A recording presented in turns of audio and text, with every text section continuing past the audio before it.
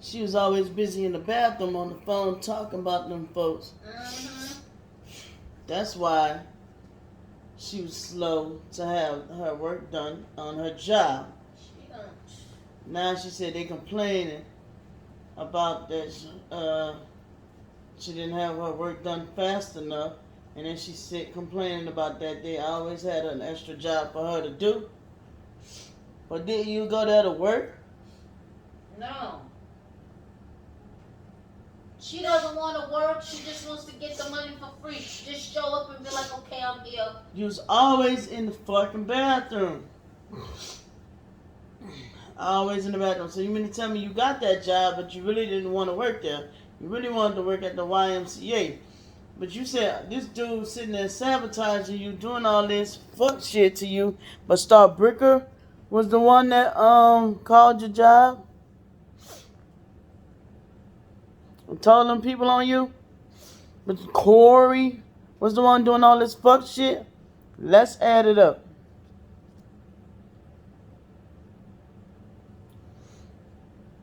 Hi, Corey.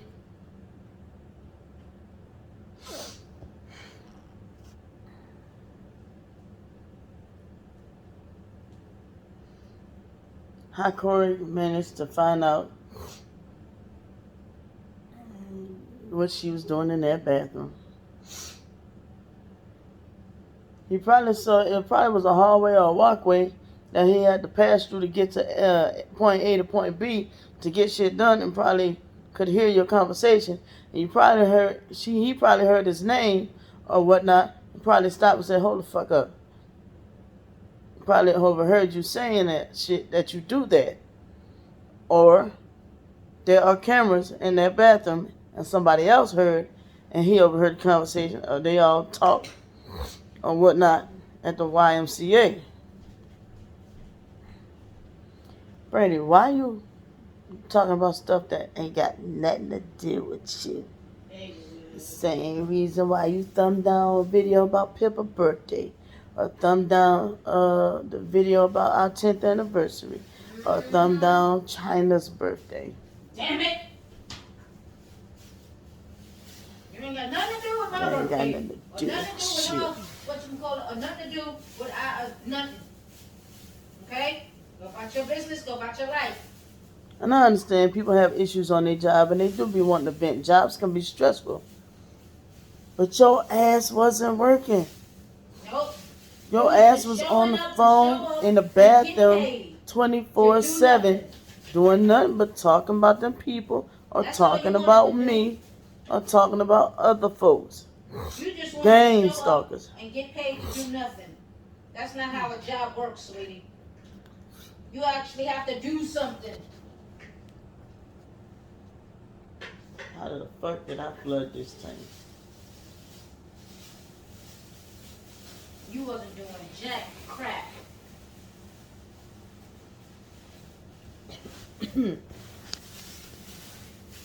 Now it's leaking. Which means I'm going to have to turn it upside down, push the shit aside. Yeah, it's junky over there. Fuck it.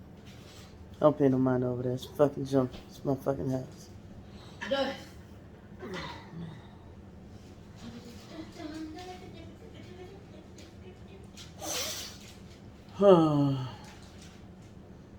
My head cleared up about maybe 40%.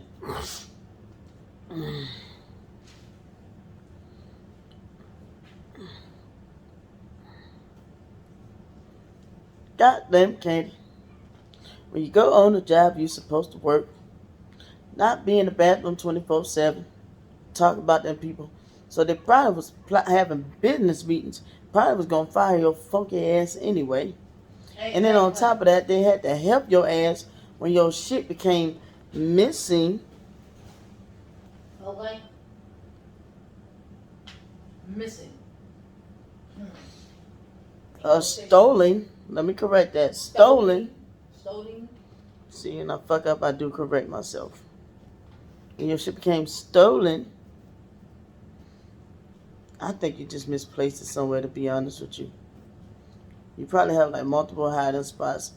And somebody probably Well, did probably eventually stole it.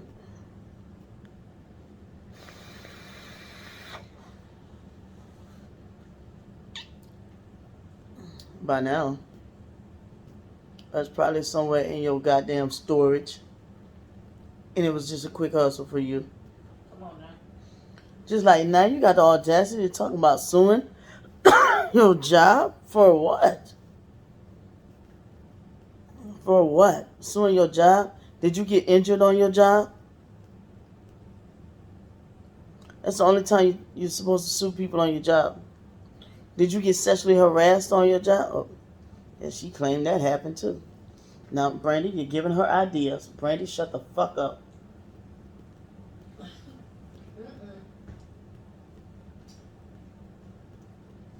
She's gonna say Roger sexually wanted her when he had a whole girlfriend. I remember that. Y'all remember that? This girl, in any way, form, or fashion.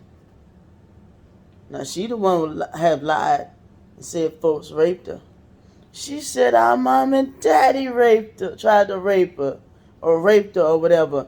And I was in tech school, and I was at Toya house. This was when we was just friends. And who called me and told me was it Blake? Said the police had got involved and everything. They kicked her out the house because she was being a nuisance.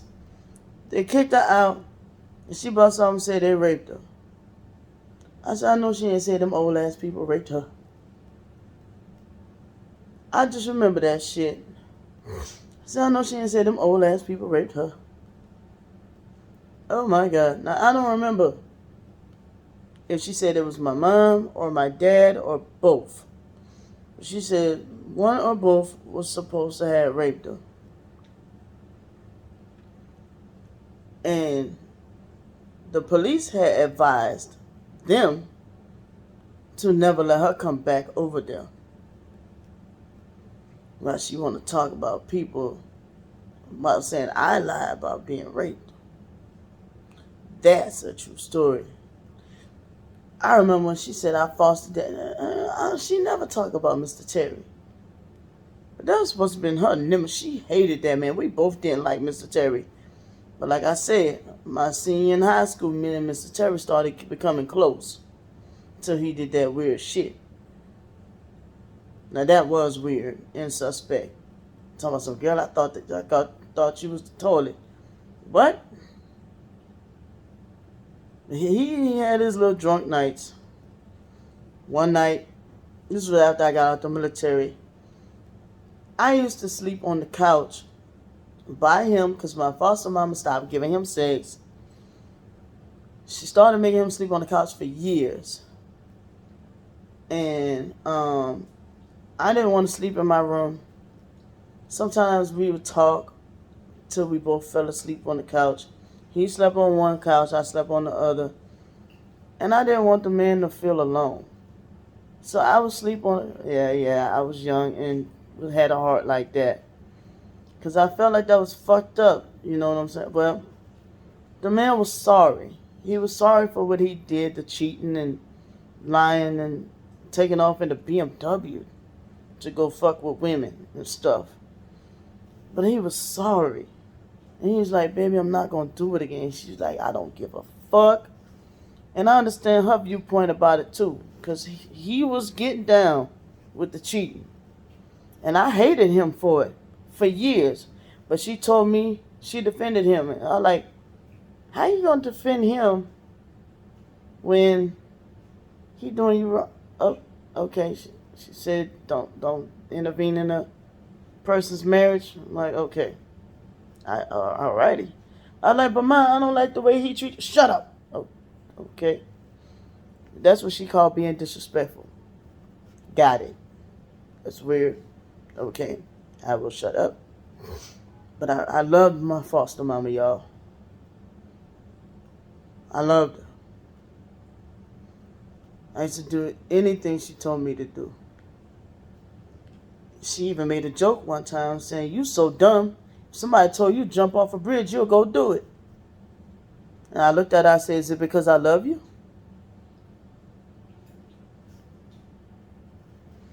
So back to Mr. Terry. You know, I used to sleep on one couch and he would sleep on the other couch. I didn't want him to feel alone. He used to talk about how he just felt lonely, you know what I'm saying? But I didn't want him to feel too, you know what I'm saying? No, not that type of party. But to me, he was like my best friend. You know? And I'm just realizing that. Damn. I wonder how he doing. I ain't gonna lie, when they first got married, I cried. I cried. Because I was that pissed. Because of the things she told him about us, she lied. Made like we was so bad. Like we were so bad. And it was just that we were kids that was misunderstood. And so he came and she told him like I was the worst. So he was the one need to handle up on me the worst. So I told him, I'm like, man, look, I don't need you to tell me a motherfucking thing. You know what I'm saying? He was like, and you, like, you know, the very first meeting. I'm like, who you talking to? You ain't my daddy. But toward the end, we became close. So here it is.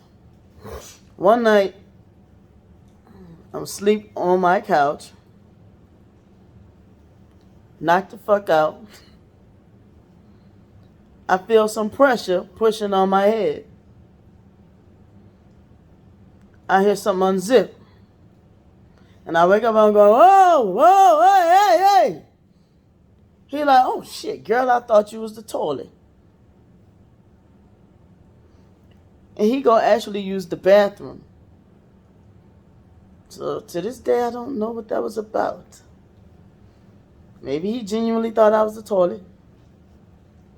Or he couldn't take it no more and was trying to get something popping. Because it was another night. He came home pissed drunk. And I was in one bed. He was in another bed. And I was just shivering. I said, Yahweh, please don't let this man touch me. And it happened for about 3 nights in a row. To the point I just locked the fucking door. But other than that, he ain't never really done nothing to me or never. He used to do weird stuff to make us feel uncomfortable. Like, you got a bra on, your period down. So yeah, me and Candy used to cuss his ass out. You know what I'm saying? So,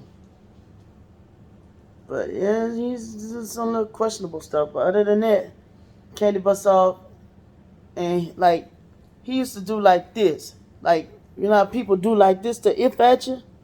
He used to do it with his side because he was so tall. So he would do it with his hip, right?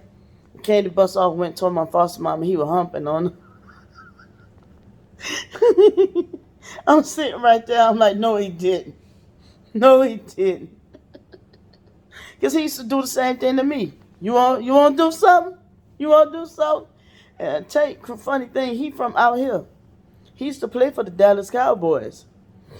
So, I don't know of anything of him having any rape charge or anything on his record or anything. So, he used to do a little weird stuff like me being like 16 and 17, sitting down on the couch watching. Now, that foster dad I used to sit down on the couch and watch porn with.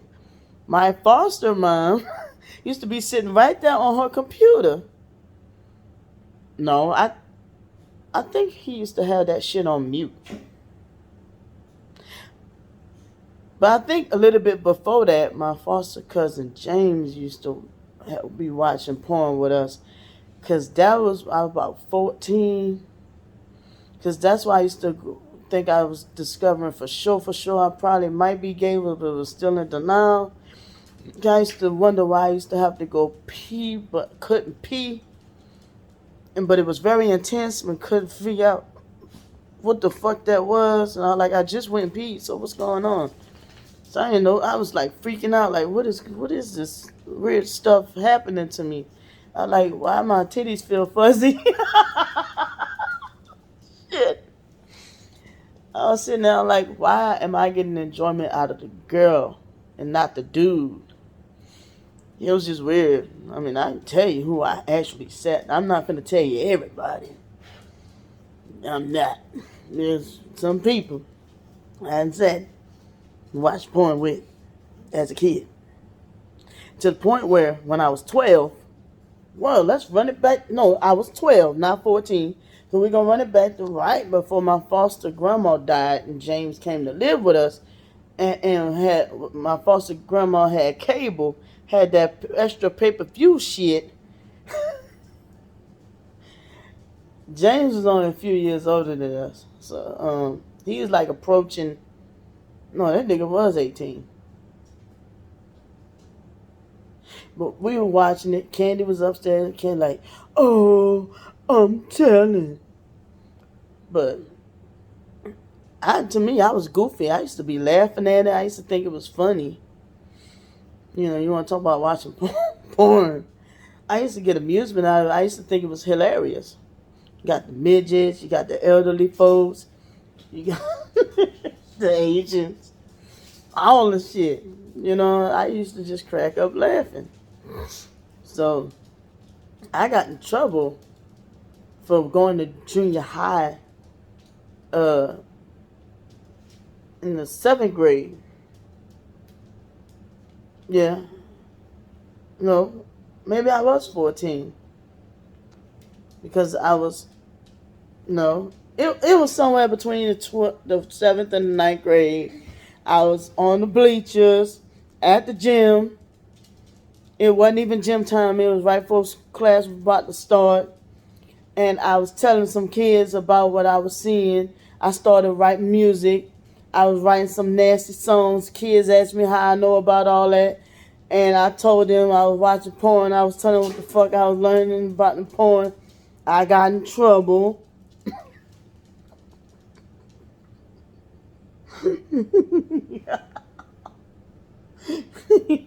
That's not funny. Because children should not be exposed to that, real talk. And I would have never let my children be exposed to that. But my foster mama, there was no way she'd have known. Because where was she anyway? Like I said, when my foster stepdad, that's foster dad, Al, that was my baby. And foster stepdad, that was my dude. Now Al was my baby. Irreplaceable. Foster stepdad, he used to watch that shit on mute. But I'm pretty sure, I remember a couple of times my foster mama came downstairs, went off on him, and then he used to sneak and just watch it again. I think I do remember that shit. But I don't think she went off. I think she was more concerned of him cheating on her than watching it in front of a child while she want to talk about parenting. And every goddamn time somebody have a baby around her, she trying to put them in the system. That bitch got a mental illness too. Because she tried to take my foster... She did succeed with taking my foster sister Joni's kids. Fuck. You didn't think about people being unfit. The bitch got a bitch just like Candy. Fucking money hungry. Shit. I forgot my damn point. Oh, yeah, so I don't understand why Mr. Terry is not Candy's nemesis. Cause them two that dude was one person. Me and I could do a whole nother video on when me and Mr. Terry used to get into it. I'm talking about this nigga told me, take that shit out. Talking about the trash, and I told him, I would, but you too big. Like, he was one dude I was disrespectful to. And I did talk back to. Because my foster mom taught him how to treat me. And he wouldn't even let me call him dad. That shit hurt. Like, he got offended. And I'm like, I miss Al. Fuck this. Like, no, you won't let me call you dad? Then I won't treat you like you're my dad. Fuck off. You know, I mean, we both had an issue with Mr. Terry. We both didn't like him. But Candy was much worse with the dude. But I still felt compassion. I tried to do stuff when he would sit down and lecture me. He would talk to me. He used to be like, this world not going to hand you. This world is not a nice world out there. It's cutthroat out there. You got to watch your back. Like I think he used to use me as therapy. Like to kind of talk to himself really. You know, he'd be like, the world ain't going to hand you nothing on a silver spoon or a silver platter. You know, you're not going to have a silver spoon in your mouth and stuff like that. Like, he did have his little thing. My issue with him is when he used to talk to me, he used to spit talk. So I see when some of that spit land in my food, I don't want it no more. So he used to get mad. I'm like, I'm not hungry. But he used to try to lecture me, Candy, and Joni. But I used to be the only one that used to sit down and listen.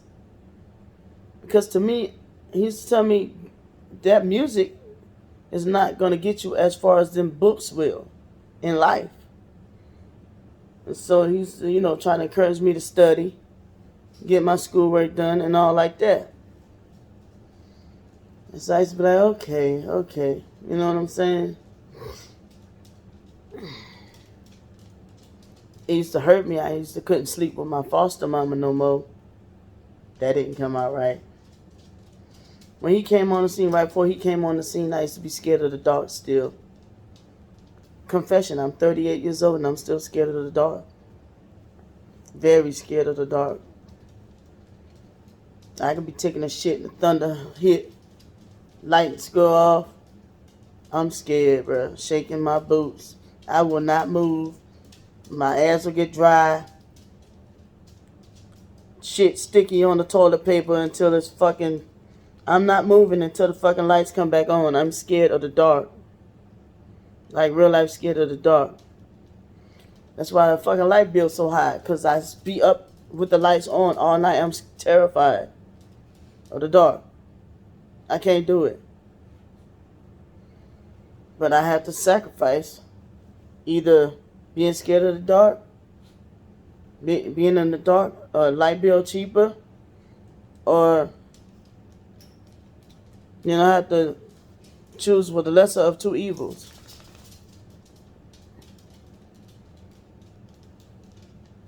But I don't know what made Mr. Terry change one day. But Joni didn't used to want to listen to his lectures. Candy didn't used to want to listen to his lectures. But I used to be the one that used to stick around. Like he told me one day, why don't you go upstairs? He said, I know she's wrong. But just go upstairs and tell your mom. And he's like, just tell her, I humbly apologize. Will you forgive me? So I went upstairs. I told my mom, I said, I humbly apologize. Will you sincerely forgive me? And she looked at me and she said, if you don't get the fuck out of my face. I went to him and I was like, it didn't work. He was like, damn, that's a mean ass bitch. He sat me and Candy down and said, ask Candy, what is it going to take for me and you to get along? He said, tell Candy, say, Candy, I love you. What is it going to take for me and you to get along, right? And so I looked at Candy. I said, Candy, I love you. What's it going to take for me and you to get along? I'll never forget it. Candy looked at me and said, nothing. Mr. Terry said, he got up, walked off. He said, I'm done. He said, I'm done. I can't. He said, I'm trying. Now imagine the pressure Mr. Terry had to deal with all this estrogen all over the house. All this pressure. I'm pretty sure that man was on some type of psych meds. I mean, he was on some kind of medicine that he and drinking. And I was trying to tell him, you sure you want to drink tonight? Like, me and him got, like, real close. I don't know where he at, though. I've been trying to find him, to be honest with you. I don't know where he at. I don't. The funny thing is, that man started coming to Bible class just to convince my foster mama that he changed. And my foster mama at that time was just done. done.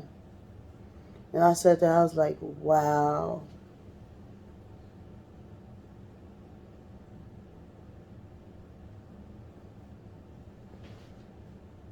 It's crazy. He even tried to use me. Tried to ask me to go upstairs and ask her to take him back. She said, girl, you don't get the fuck out of my face. I was like, I tried. He said, that was a mean ass bitch. I was like, I tried.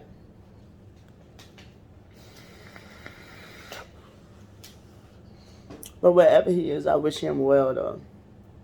I do. He was like a couple of years younger than my foster mama. I hope he's doing all right wherever he is.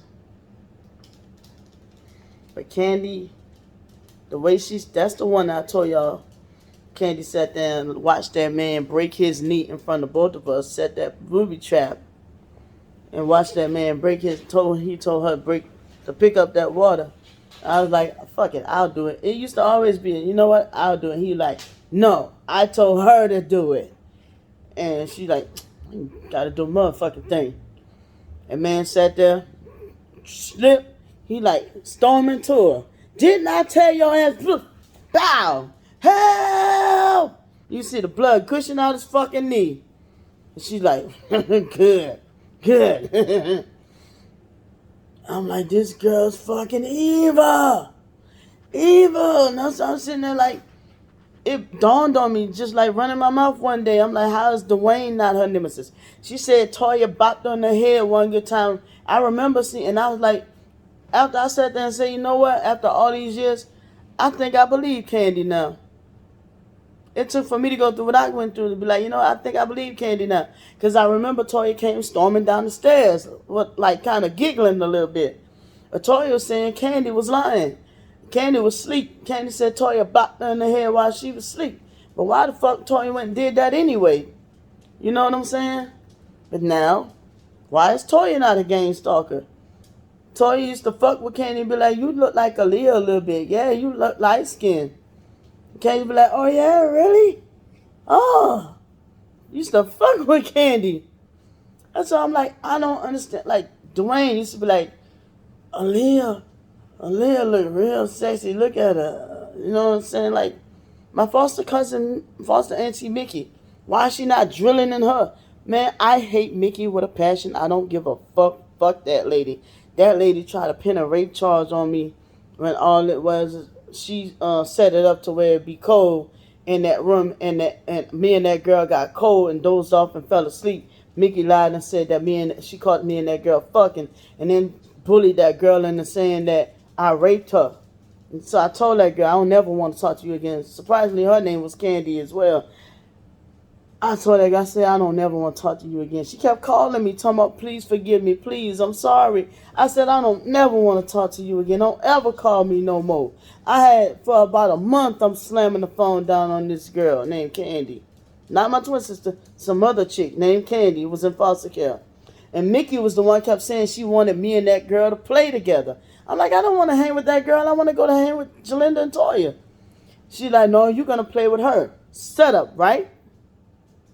Just all to try to pin on me and say I raped that girl. Fuck you, Mickey.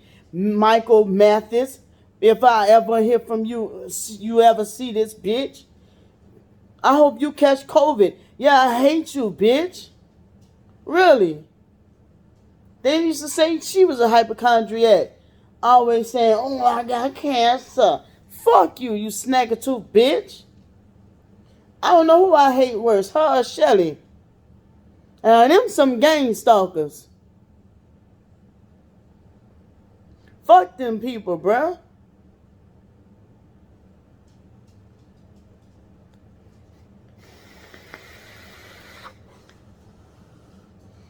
Trauma, man. And Mr. Terry was just on the outside looking in. But after he saw the real of what was going on, Kandi didn't even give the man a chance. I started trying to do right to see if maybe me and him could make amends. And we did. I started trying to see if I start doing right by him. He still never let me call him daddy, though. This is still Mr. Terry. But he became my dude. He was my homeboy. You know what I'm saying? And everybody like, why you let that man in the storm? I'm like, what? I said, you know how I was trying to rescue my own family and they didn't want to come with me. I was telling everybody before the storm even hit, I keep having dreams that we got to leave. Nobody wanted to listen to me. Nobody wanted to listen to me. Let me repeat that. Nobody wanted to listen to me. He kept saying, girl, that storm ain't going to hit. Before there was a thought of a storm, I kept telling everybody, I keep having dreams that we're going to have to leave. We got to go. Me and Dwayne was already making plans. I had already had an apartment in Shreveport set before this shit happened.